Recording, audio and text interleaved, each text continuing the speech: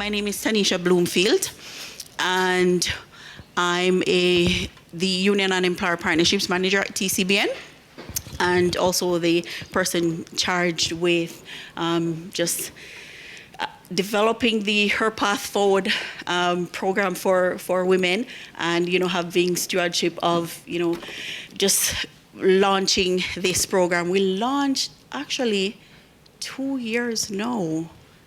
In November 30th, we are 2 years old. Wow, time has really flown by, and I'm so proud of what we've accomplished. So proud of our committee who's worked tirelessly to put on different events for our women.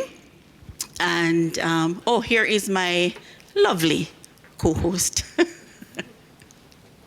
And she's also the chair of our committee. Right, so it's just telling everybody a little bit about Her Path Forward. So our event today, Equity Within a Mindful Approach to Inclusion. And we're looking at this topic just because we know women face a lot of barriers in construction, and we hope to, bit by bit, remove some of those barriers and make the pathway easier for women, and that is what Her Path Forward is about. All right, so I just want to welcome you in the space.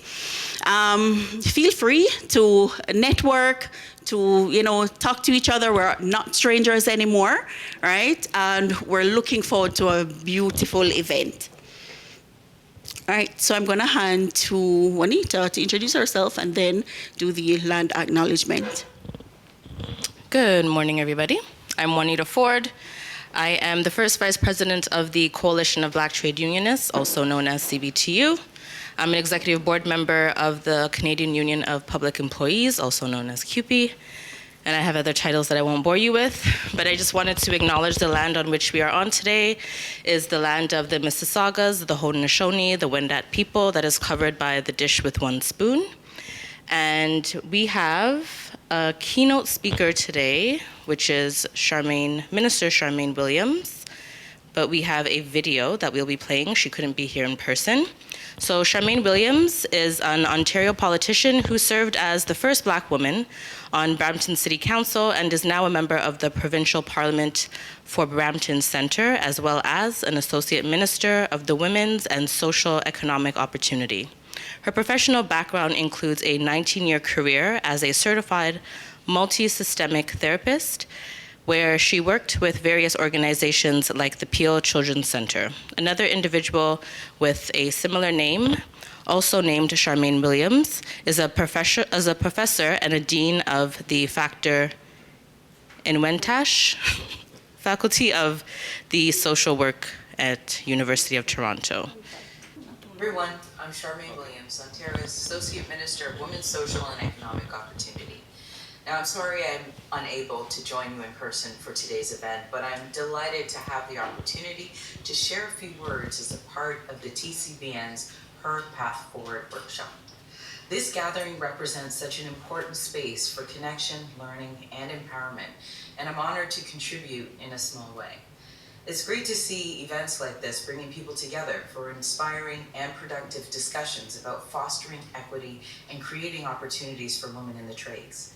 I hope the conversations and insights shared today inspire new ideas, spark collaboration, and continue to move each of you forward on your own professional paths.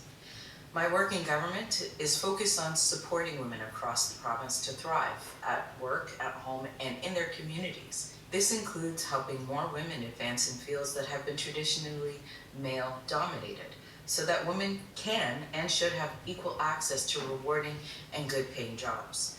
That's why our government is investing in initiatives that help empower women and girls to explore and enter the skilled trades, while also supporting workplaces that are healthier, safer, and more accessible for women.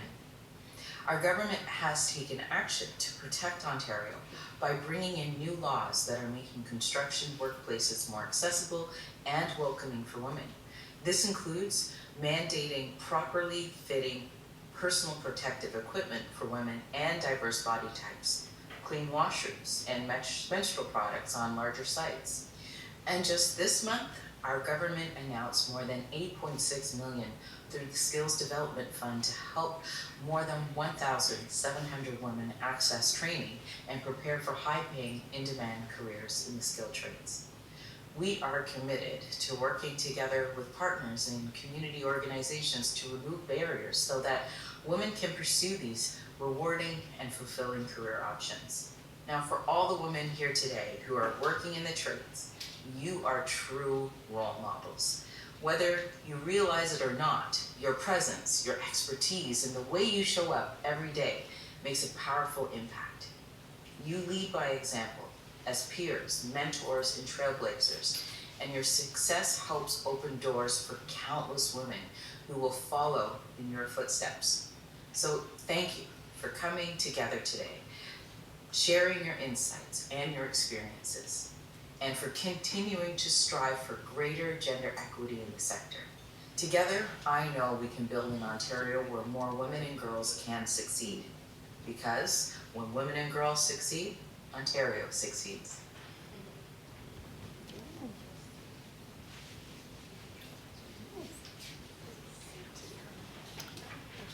So now I'll be introducing Nadia Menov.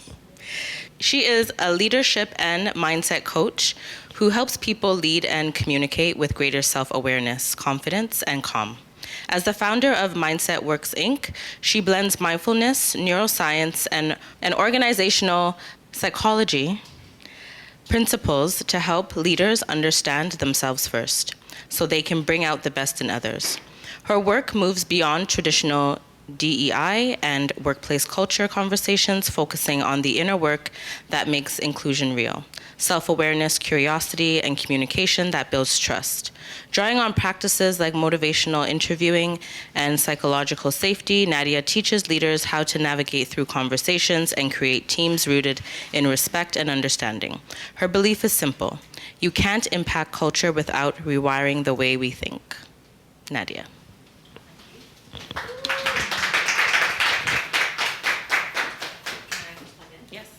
Okay, hi everyone. My name is Nadia, and I am the founder of Mindset Works Coaching, and I'm so excited to be here with you today. Over the last 10 plus years, I have been fascinated with why people think the way that they do, why they behave the way that we do, and how that understanding can actually help to improve people's personal and professional lives. Before we jump into anything else, I wanted to just take a moment to acknowledge something that happened recently. When I was putting this talk together, there was something awful that happened in the construction industry, and I felt that it wasn't right to continue my speech without addressing what happened. So a few days ago, a 20-year-old tradeswoman was killed by a male coworker in Minnesota when she was on a job site. She was in the middle of welding. And he said that it was for no other reason than, quote unquote, because he didn't like her. And I want to make it very clear that that is not mindset, that is not a misunderstanding, that is violence. And it's a reminder that while we're doing some of this inner work, the industry still has a responsibility to protect its women and to keep us safe and respected. And so everything that we're going to talk about today isn't about minimizing what women go through in the construction space, but it is just to give you some tools to navigate the imperfect system while we continue demanding for better from that system. So rest in peace, Amber. Now, today, I'd like to tell you a little bit about how your mindset can actually be one of your most impactful tools at work. In fact, when we leave today, I want you to think about your mindset as being part of your gear, just like your boots and your hard hat or the skills that you bring into the field or the office on a regular basis. Because the truth is, your mindset can really be either your biggest asset or it can be something that holds you back from being the best version of you. We know that the brain uses stories to understand the world around us. And in fact, the moment I walked out here and was trying to set up my laptop, your brain instantly made a story about who I am. And it's not bad or good. It's just the way that we understand the world, whether we realize it or not. And Every single day, we have thousands of thoughts that go through our mind that create a narrative for the events that we experience and create a narrative for the people that we meet. And sometimes we don't even realize that it's happening. It's like we almost have a personal narrator that's going off in our head at all times. And sometimes these stories are helping us process events that might have happened or maybe a comment that was said to us. A lot of the time, it's also thinking about the future. And sometimes it's not even ours at all. Sometimes we have thoughts in our head that are just going on and on, over and over again in our head on a loop. Just like when you hear a tune and all of a sudden it gets stuck in your head on a loop and you're like, I don't even really like this song. Kind of like Baby Shark, do do do do do do. So, as women in construction, I would guess that there's probably been a lot of stories that you have been told about what it means for you to be working in a male-dominated industry. So what I'd like you to do, all of you should have sticky notes and a pen on your chair. If not, grab one from around you. And what I want you to do is I want you to write down one thing that somebody has either implied, said, joked about, or hinted at about what it means to be a woman in this industry. One sentence, and as soon as you're done, you're gonna walk up to the wall that's right there, and you're just gonna place it on that wall.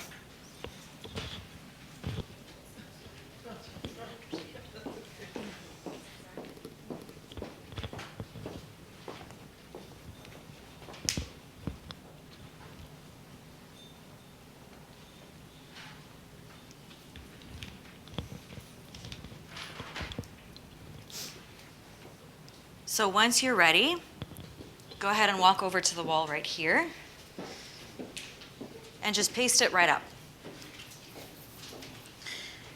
And once you paste it up, you're also welcome to stay here because I want you all to read every single thing that another woman in here said about what she's been told, about what it means to be a woman in construction.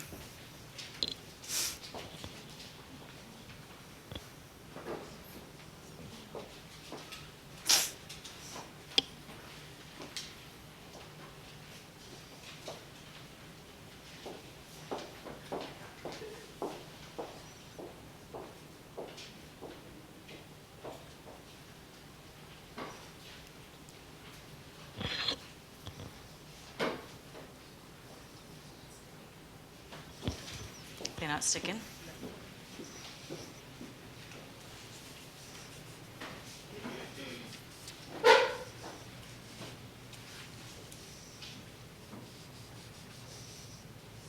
Some of these are really great. Very vulnerable.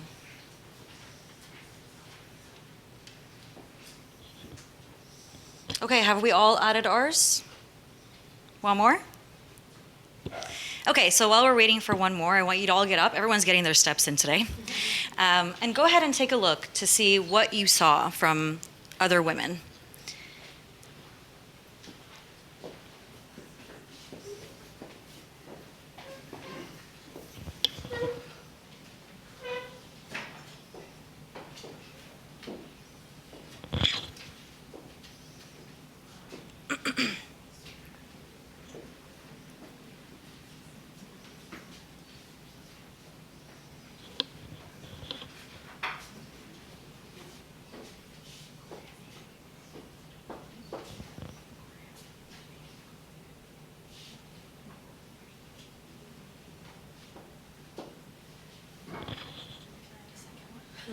Sure.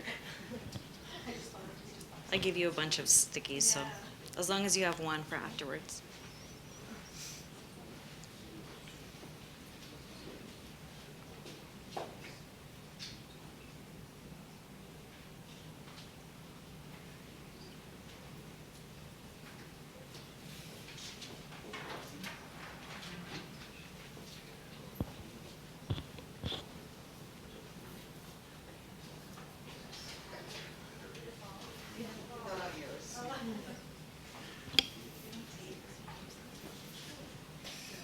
Okay, I know a few of you are still up there taking a look at what some of the statements say, but was there any themes that you noticed? And I mean, speak up, just popcorn. We don't have to put up our hands or anything like that. I did want to make it a little bit more of an interactive experience. So yes, go ahead. I found that a lot of what we've heard from others in our environments, it seemed like they were downplaying our abilities a lot. Yeah, absolutely. What else are we seeing as themes? Yeah. I think most of the comments were likely from men as opposed to other women. Right. Absolutely. Is that always the case, though? No. Okay.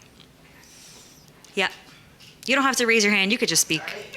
Don't be sorry. So I put because I've made that comment myself, and I know other women have, that it's a good thing and you're breaking down barriers. So not with the naysayers and the ones who are still living in their dark ages that say, women's work should be in the office, but that's what women are doing, actually, breaking down those barriers. I love that you lean to the positive side. Kudos to you. Yeah. Me to something else to say, it seems as though with probably only one of the sticking notes being on the more positive side, it's just apparent that the negative comments hold more weight and they stick with us more. And that's at the forefront. Like you just said, write down one thing, and that was a lot of what we all went to. So That's right. And notice that my prompt wasn't state something negative that somebody said about being a woman in construction. I just said, give me something that somebody had said, right? So it very well could have been something positive, but you're right. That's part of it, that sometimes the negative definitely sticks in our mind more, but also that maybe the volume of the negative ones is also a little bit bigger than the positive, right? So the reason I had you do that is because I wanted to bring some of these stories into your field of awareness as opposed to for them to be playing in the background. Because the truth is, whether we realize it or not, they have an impact on us and the way that we show up at work. And they can even impact our actual performance at work. In psychology, this is called stereotype threat. So how many of you have heard before that boys are better at math than girls? Okay. A lot of people raise their hand. The interesting thing is that in the research, they found that actually it is the belief of gender differences that actually contributes to performance and shapes those outcomes and not the actual abilities. There was a study where men and women were both given a math test, all with equal math ability. And the instructions of the test specifically read, this test has shown gender differences in the past. And when women and men took that test, women performed significantly lower than the male counterparts.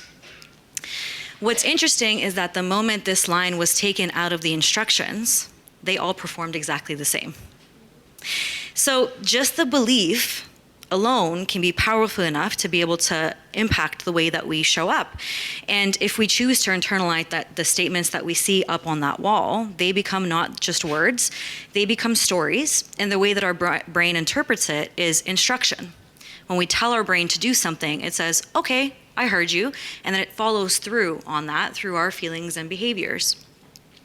And so this is where the self-awareness and mindset and understanding how our mind works is so crucial for our success.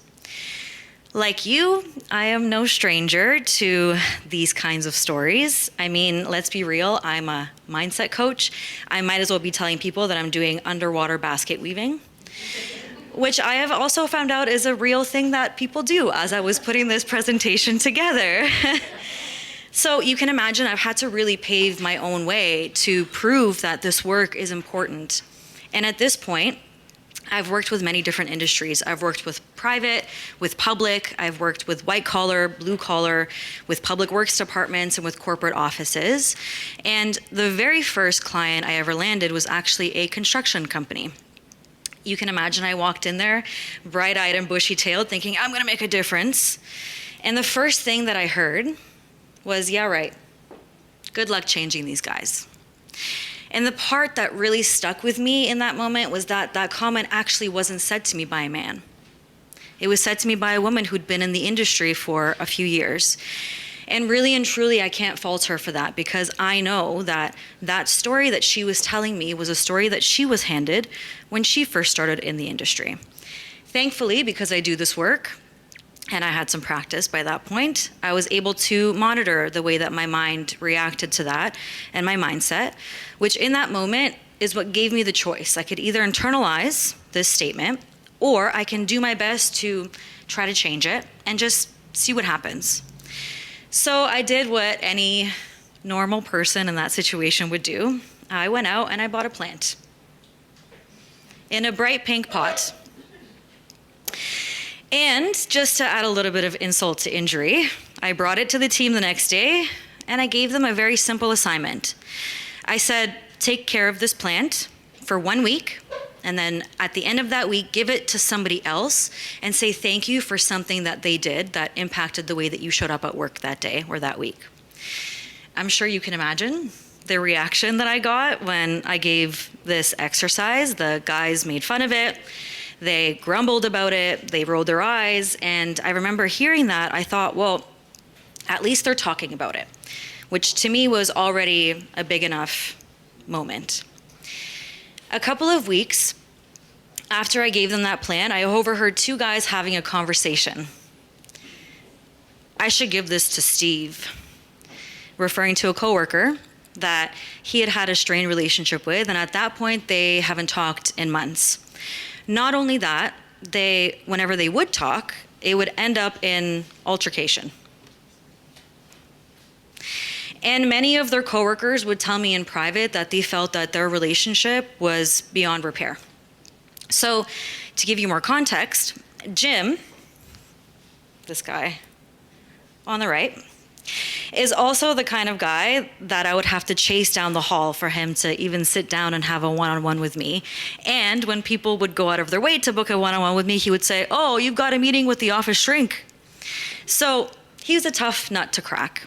And each time he made a comment like that, I could feel my body tense up and my brain start to replay that same message. You're not going to be able to have an impact here.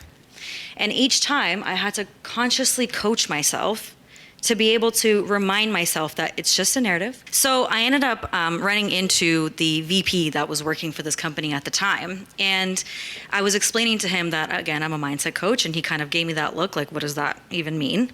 And I explained, and I gave him a specific concept. It's called above and below the line thinking. And he said, I think my team could really use that.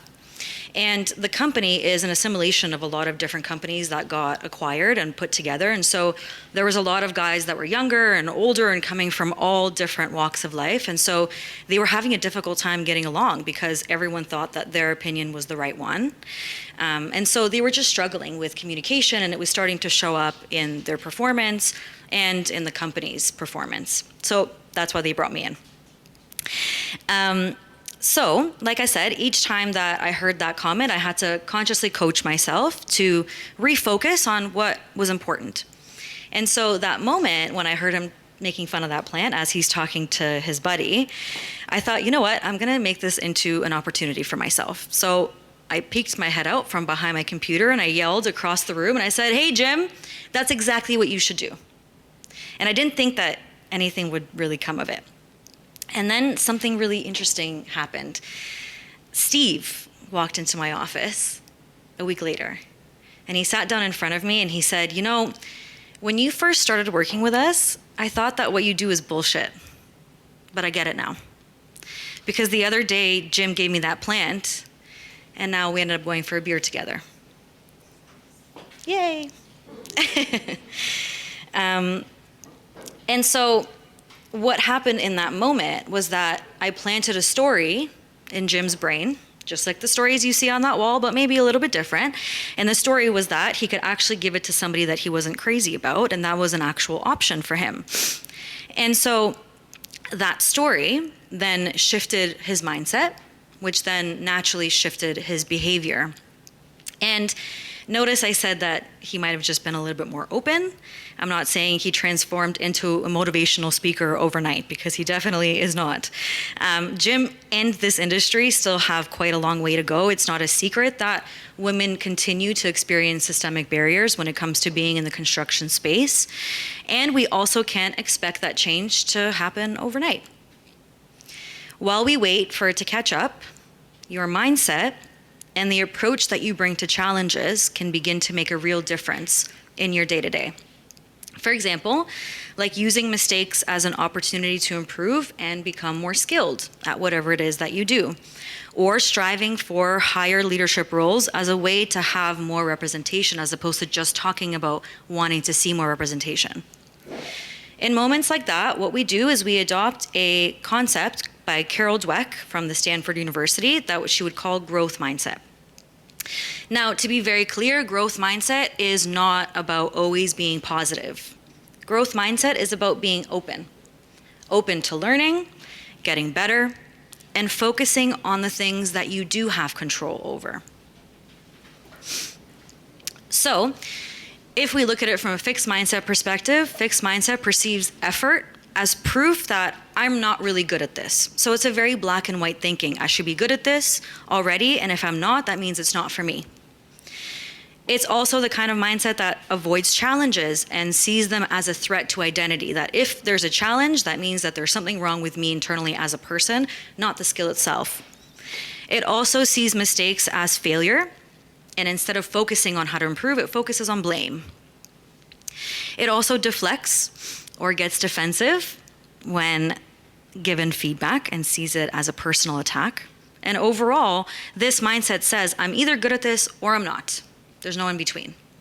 But we know that we don't live in black and white. So that's why we want to move a little bit more towards the growth mindset.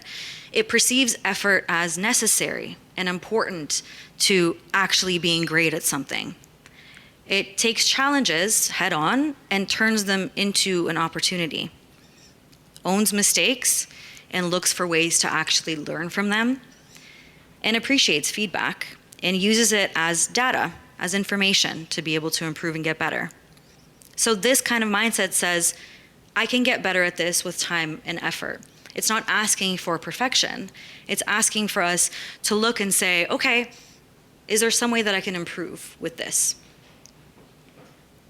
How many of you, actually before we jump into that, I wanted to give you some examples. So, for example, you realize that none of the safety equipment on your site fits women.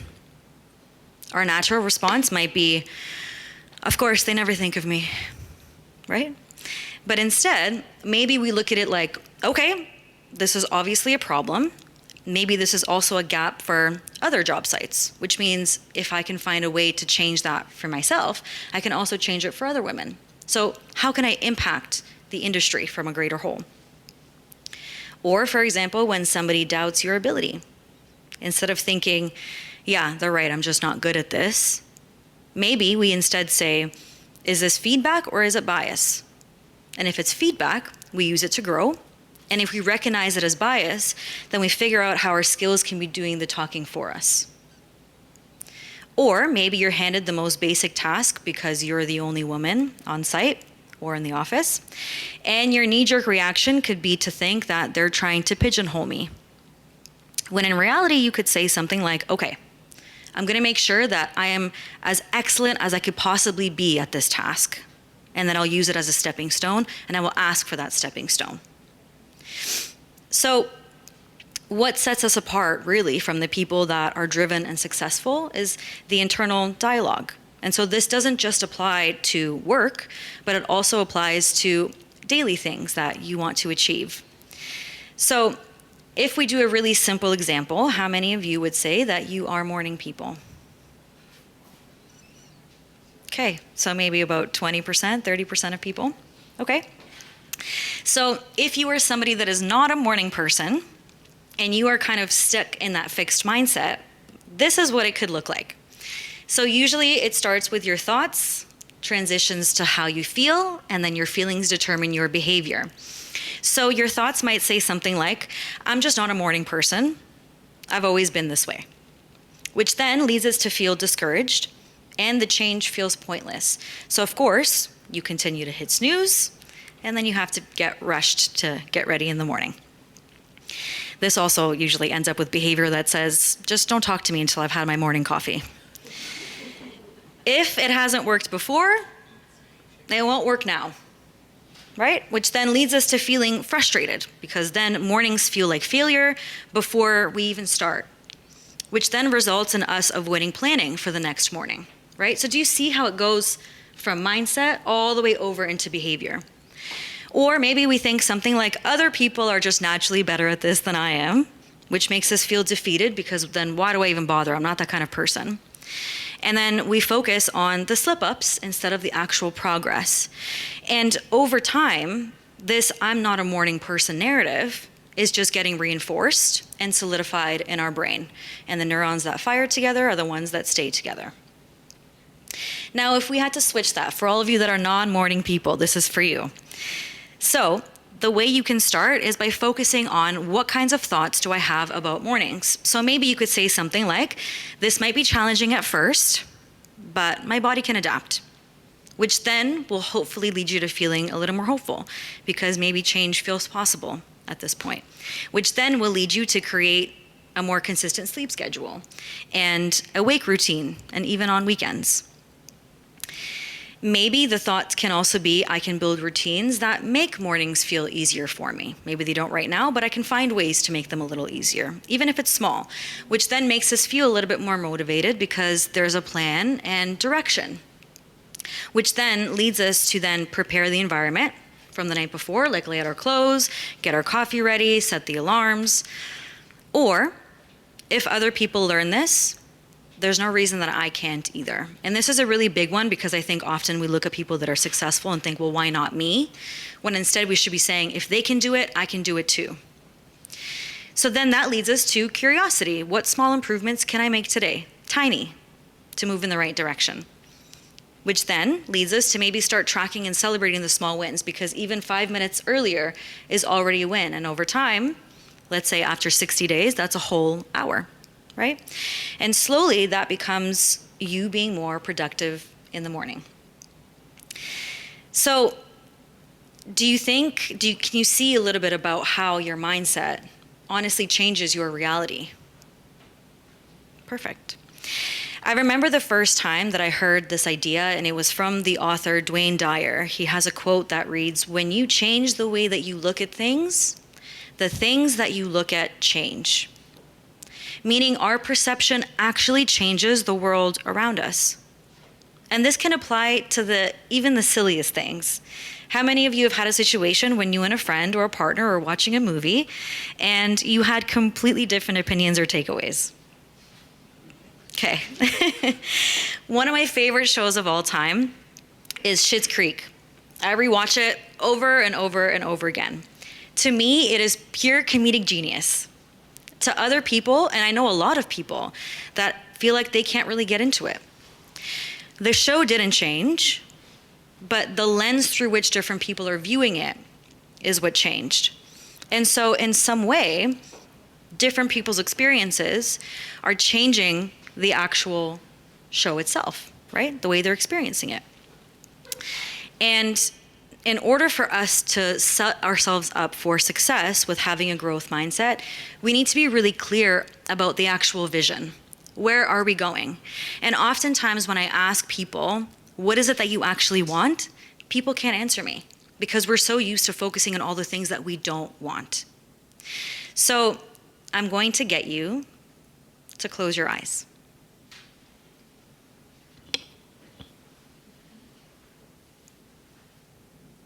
And before I even start anything, just notice where your mind went. Can you begin to scan through your body?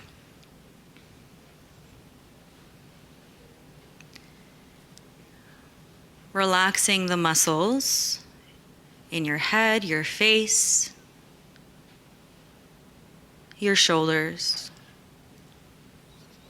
your arms, your chest. Relaxing your belly, allowing your breath to be sent into your belly space. Relaxing one leg at a time, all the way down to your toes. And allowing your breath to even out. Bring your attention fully to your breath. And as you breathe in, I want you to really send it into your belly. And exhale it out.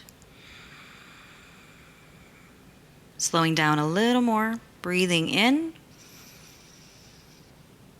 And exhaling out. And now I want you to imagine yourself waking up first thing in the morning before work. And I want you to feel the ideal feeling you want to feel first thing in the morning before you go to work. And notice what that feels like for you in your body. You are getting up and you're about to go to your ideal situation.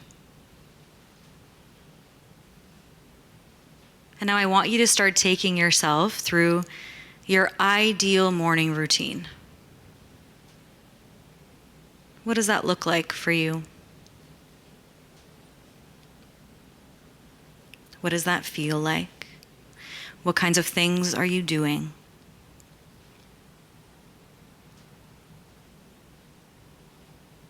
I want you to even imagine what it feels like to have that first sip feeling. You really land in that reality.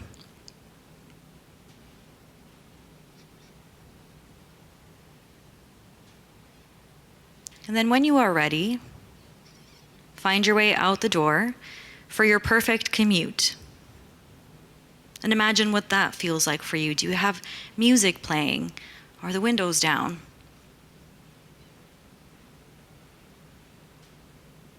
Keep breathing those deep breaths. You get to work. And now what does the ideal version feel like as soon as you get out of your car and you walk into work? Who do you see? What do you hear?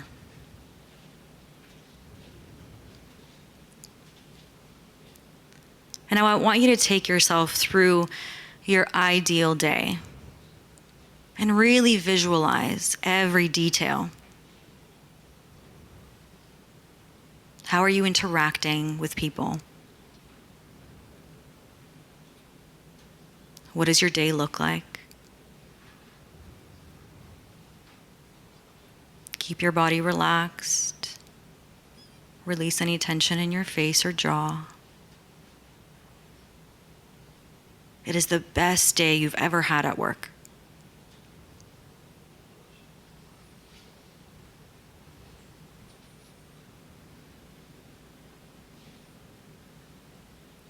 And finally, you reach to the end of that day.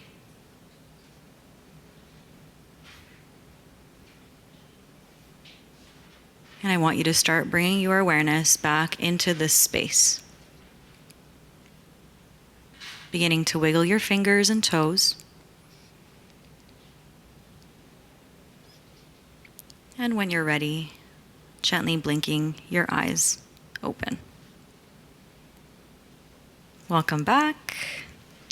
I hope you're feeling a little bit more relaxed and zen after that. Now, holding that vision in your mind for what you want your ideal day to look like, I now want you to rewrite the story.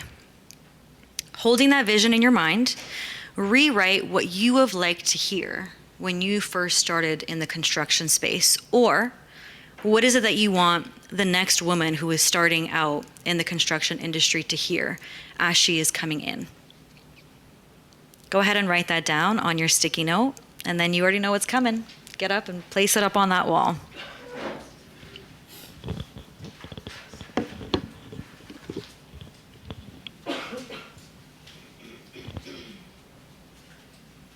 On the counter? We'll actually place it on the counter because they're not sticking to the wall. So you can place them beside the ones that you had already written.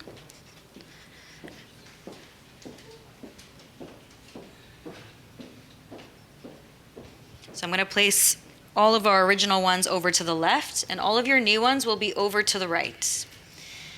Once you put them up here, unless you want to get some extra steps in, don't go sit down. Stay up here so you can see what everybody else wrote. Yeah, I'll put them on the counter on the right-hand side.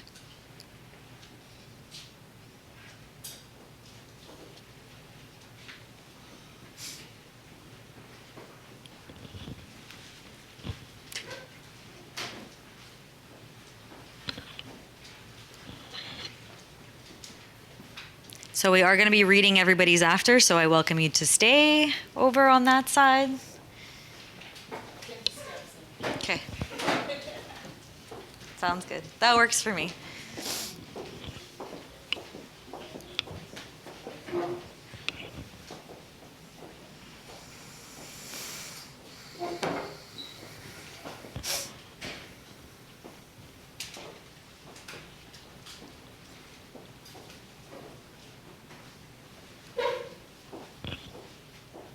Okay, do we have everybody's new statement? Yes? Okay, get up. Go ahead and see what everybody wrote.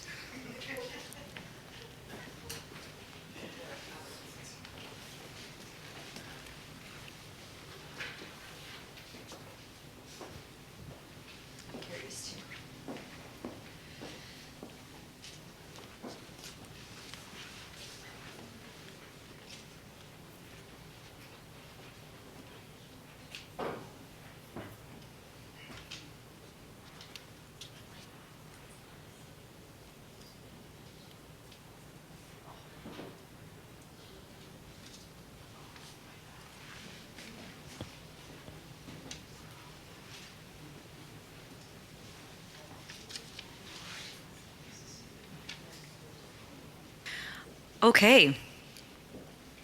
What themes did you notice this time around?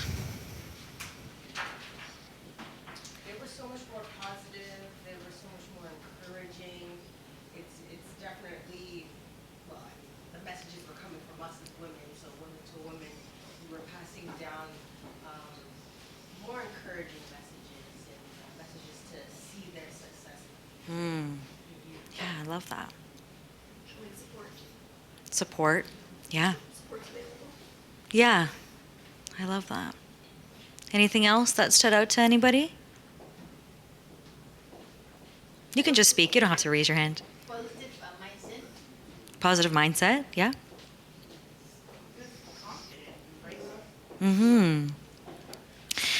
So I think those are the kinds of stories that I want you to start taking away from here and bringing them into the industry. Okay. Are we good? I don't want that to happen again.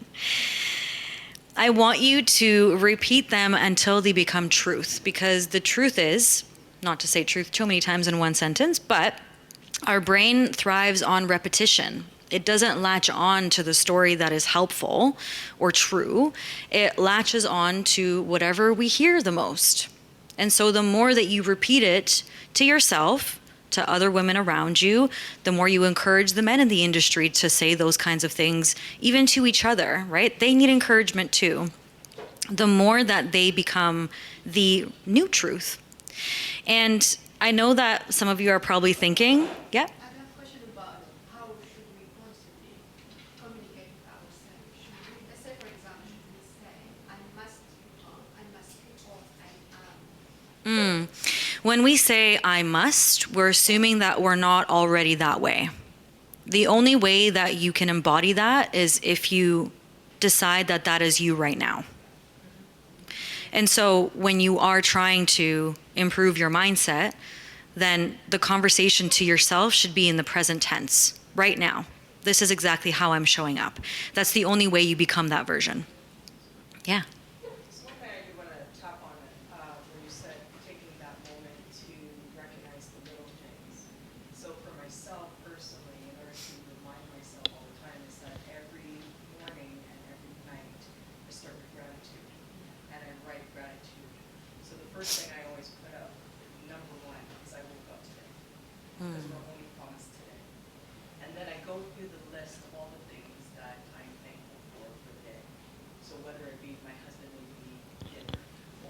did this today at work, or whatever the case may be. And that's, for me personally, that helps remind me that I'm capable of doing some of the things that I'm able to do. And then I make sure that at the end of the day, there's something motivational, I listen to something, read my Bible, whatever the case may be. But I then end my day with all the things I've accomplished for the day, right? And so for me, it's just like, I can always go back when I'm in my, like I'm really burn sad or something like that. I can go back and say, okay, let me just cry for a moment, but Lisa, look at all these things that you've accomplished. You are capable of doing that. And I think sometimes when you put that in words, your own words, it kind of formulates like a little bit of a contract to yourself, right? That these are my words. Nobody else's words but my words. So I like that you said that in terms of, because that's things that I started doing. Just to remind myself, this is me, you know? And as long as it's like pen to paper, it's like a contract to myself. That's me writing that. That's not anybody telling me. It's me telling myself, and I have it on paper. So I find that helps. So beautiful and so true, because especially if you start with that practice first thing in the morning, it's like you are tuning a radio station, and you think about your brain as being the radio station. Yeah, you're putting it on a specific frequency, and then that will determine how you then perceive the rest of your day as well. One of my best friends is in the room. One of the things that we've done back and forth to each other is very similar to that meditation I had you walk through. We would send each other a paragraph every morning, and we would say, I'm so happy and grateful now that, and then we would describe our perfect day as if it's already happened right now. Because once you tune your mind to that frequency, you're going to start noticing all the ways that that is showing up in your life, right? Just like if I said to you, when you leave here today, I want you to notice all the blue cars that are on the road. You're going to see them everywhere. But that doesn't mean that they weren't there before. It's just that you told your mind that this is what I want to see. Does that make sense? Okay, great question. Thank you. Okay, so I know you're probably thinking that this all sounds nice, but construction is fast-paced, it's often very reactive, and it's full of strong personalities, like Jim. And I can't exactly stop and close my eyes to meditate in the middle of my workday. So let's make this a little bit more practical. The one thing that you always have with you, whether you're on site or in office or anywhere, is your breath. Your breath is the most regulating thing that you can use. So when you're working in a stressful environment, your breath is naturally going to be a little bit more shallow, which is going to put your nervous system a little bit more on edge, meaning that anything that happens, something that goes wrong, can quickly push you over that edge. And so in that moment, the emotional alarm system of the brain, called the amygdala, which is this tiny little almond-shaped thing in the middle of our brain, it's one of the most prehistoric parts of our brain, it begins to sound the alarm. And unfortunately, our brain doesn't know the difference between danger, like getting chased by a tiger, or somebody saying a rude comment to you when you're at work. It perceives it all the same. And so in those moments, we go into what's called an amygdala hijack. So see this little tiny guy right here creates all of this havoc. And so in those moments, our heart rate increases, our breath gets even more shallow, and our body prepares to either fight or run away. And the part of our brain that's responsible for logical thought and for problem solving and decision making, the prefrontal cortex, goes partially offline. It's like literally somebody unplugged your Wi-Fi. And in those exact moments is when we blank, we freeze, or we overreact, and then we have to think about our overreaction on the drive home or in the shower. I'm definitely guilty of that myself. But your brain only needs about 10 seconds for you to be able to reset that amygdala hijack, right? 10 seconds is nothing in retrospect, but it's enough to be able to make a huge difference. And so in those moments, what you want to do is 3 steps. Number 1, you work backwards from your body to your mind. So right now, I want you to drop your shoulders away from your ears and relax your arms and release the tension that's in your jaw. Right away, that sends a signal to the body that I am not under attack. The brain goes, okay, I can relax. I don't need to sound the alarm anymore. After that, as soon as you start to relax your body, you then take a long exhale. So I want everyone to take a deep breath in through the nose. And then I want you to exhale slow for the count of 6, 5, 4, 3, 2, 1. One more time. Inhale in through the nose. And then I want you to like breathe it out like you're blowing out a candle.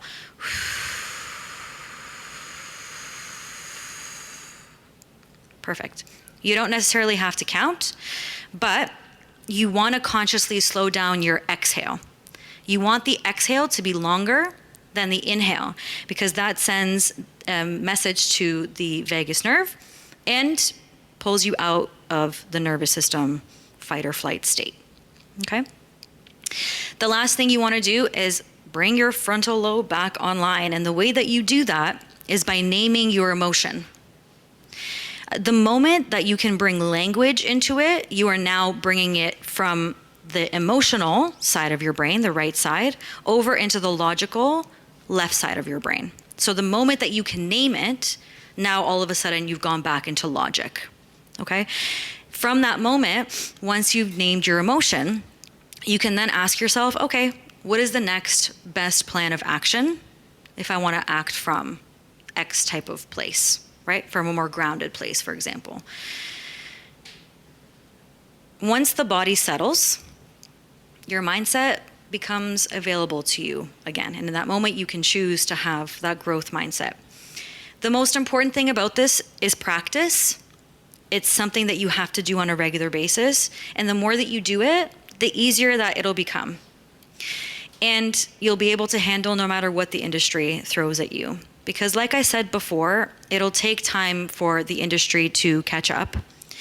And unfortunately, sometimes it takes for tragedy to happen. Hopefully, that's not going to be the case going forward because we're here having these kinds of conversations. But every time that you show up and you choose to stay open when it's easier for you to shut down, you are changing it. So keep showing up, keep being excellent at what you do, keep being open even when it's hard. And if a pink plant can change culture and mend a broken relationship, just imagine what a woman like you can do. Thank you.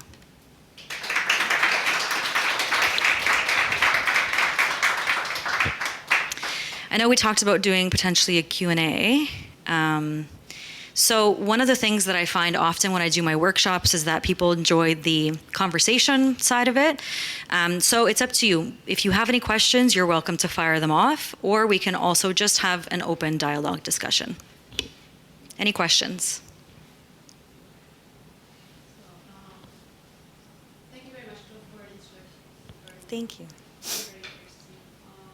I wish we can have your workshop everywhere in every companies because I see it's very important. My question to you about practicing this exercise, relaxing, in intensive, fraction of intensity, is it? It is very interesting because I'm thinking to include it during the discussion because sometimes during discussion, let's say the challenge I do have will be having my voice heard, my opinion heard, especially let's say if I use critical thinking or logical thinking, but sometimes the challenge I encounter is my voice, my opinion is not heard. And then I was thinking about these exercises.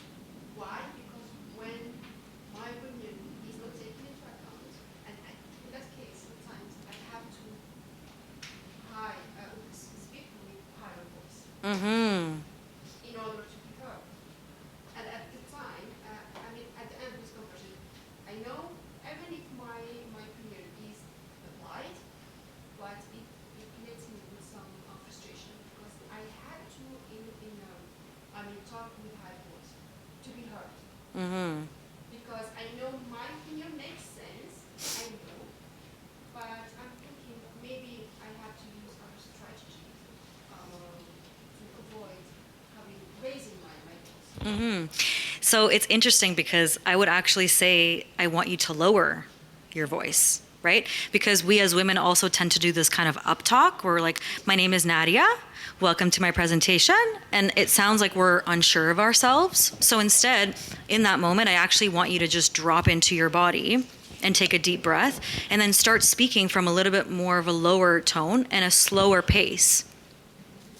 Does that make sense? One of the other things that I will say is that these kinds of moments when we get frustrated or upset about something and we're trying to kind of regulate our nervous system, it's better if we incorporate meditation practices or mindfulness practices in times where we're not in that space so that we can then access that when it actually is needed. Just like you wouldn't try to pick up a car if you've never been to the gym, right? Ideally, you work out to build yourself up to then eventually be able to, let's say, maybe pick up a car wasn't the best example, but you know what I mean? Pick up your suitcase and throw it like up top when you're getting in the plane, right?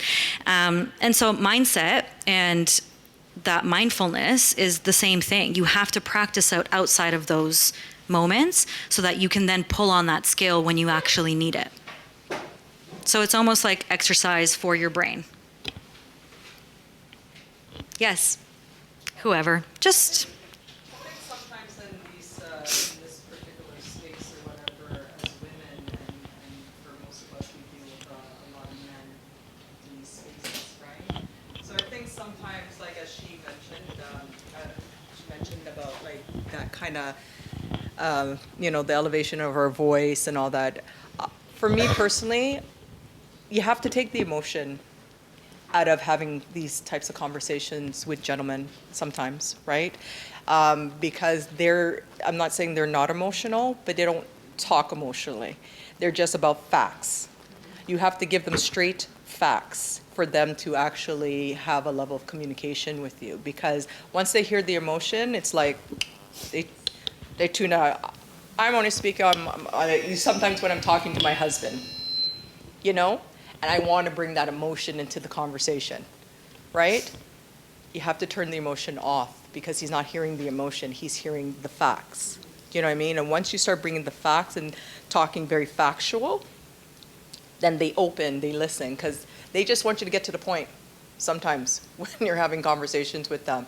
And we like to tell the stories, right? We have like all these tabs in our head, and we want to tell from A to Z, A, B, C, and all the way to Z.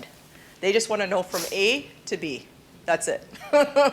And then just get straight to the point. So sometimes when you are I've dealt with the gyms. I've actually had a confrontation with a gentleman gym in one of my previous workplaces. And, I wanted to bring the emotion because I didn't like the way he was speaking to me and how he was bringing conversation to me. But because of his attitude and how he was talking and stuff like that, I had to take that away and just come with the facts, right? So it didn't get to this back and forth type of conversation, kind of nipping it in the bud real quickly, right? So sometimes and also knowing your audience too, sometimes you don't need to go and do that whole song and dance or whatever. You just get straight to the point. And this is what it is, right? I'm putting your foot down and letting people know who you are at the end of the day, right? You're not that person for people to walk over or over-talk you or whatever the case may be. And I think that's part of your what you were trying to bring in, right? So. All right. So Nadia, I love the presentation. Goosebumps all over. So proud of you. Thank you. So for us hearing this message today, your messages today, I just want to know how, once we go into our workplaces and into the community, how can we sort of teach this mindset to people? Like, how can we bring what you've taught us today into our spaces, like in a few ways? How can we do this? Okay. So, I mean, first of all, obviously, it's monitoring your own reactions. You're always going to be faced with some kind of challenges. So, approaching challenges as an opportunity, right? Every time you make a mistake, as opposed to looking at it as a failure, looking at it as something that is teaching you something. Seeking out feedback. Don't wait for somebody to give you feedback, but search it out. And if you want advancements, for example, or you want to get better at something, pave your own way. Ask for the things that you actually want. Now, we're also sometimes going to be working with people who are kind of in a more fixed mindset as well. And remember that a fixed mindset is basically saying, okay, a fixed mindset, somebody in that mindset is usually telling themselves that they're either good at it or they're not. Right? So even just by changing the way that we communicate with people like that, we can start to kind of pull them out of it. Just like if you have one negative person in the room, they can drag everybody's energy down. One positive person that changes the way that they communicate can bring everybody else up. And so if you notice that somebody has a little bit more of a fixed mindset, you can see that maybe they get hard on themselves when they make a mistake, or when somebody else makes a mistake. That's an opportunity for you to be like, well, wait, this is something he can learn from, or you can learn from. Right? So starting to communicate in this way and starting to live your life in this way and leading by example is one of the best ways that we can start to incorporate this. Oh, no, it's in, the same thing. Thank you very much for the presentation. I think one of the things that I'm thinking about as we are gathered here today is that people are coming from different backgrounds, different experiences, different socializations. And so it seems simple to say that this person is in a fixed mindset to try to get them out of it. But we don't know what that person has been taught. Learned behavior is still important to us. And when we learn bad behaviors, then we have to unlearn them. And so it's a process in terms of this whole thing about women and how we're socialized to believe that these are the jobs for you and that you have to stay within your lane versus men. That's still a challenge. And it's not going to be an easy process all the time.